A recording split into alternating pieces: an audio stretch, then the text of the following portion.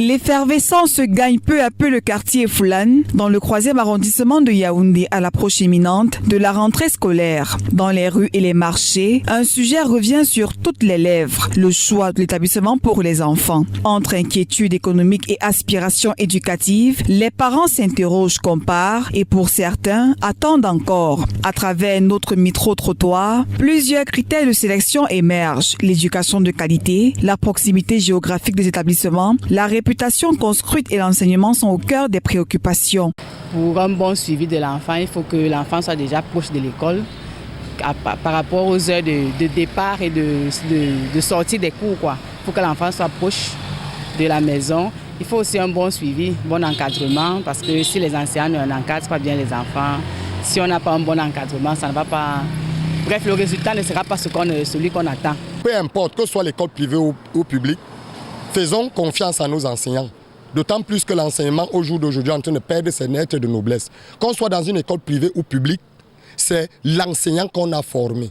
Là où on enseigne bien, et aussi l'école qui n'est pas loin de la maison, parce que en ce moment aussi, avec autant de mauvaises choses dehors, envoyer les enfants si loin de la maison crée aussi parfois des problèmes.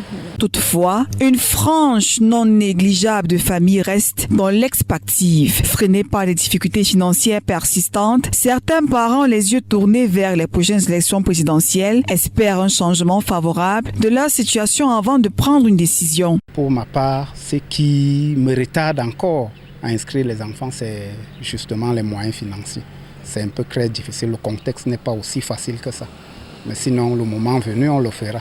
Avec les élections qui viennent et tout ça, on a un peu peur.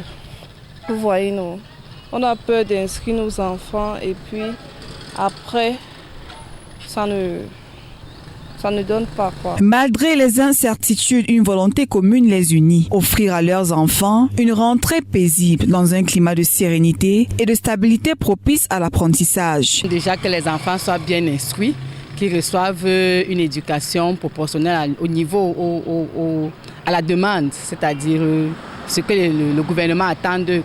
Voilà. Et aussi une éducation, c'est-à-dire pas seulement une éducation livresque, qui ne sort pas seulement des livres. On voudrait aussi une éducation, c'est-à-dire pour la vie active et la vie courante. Plus qu'un simple choix d'école, c'est donc un véritable enjeu de société qui se joue, reflète les espoirs et des réalités quotidiennes des familles camerounaises.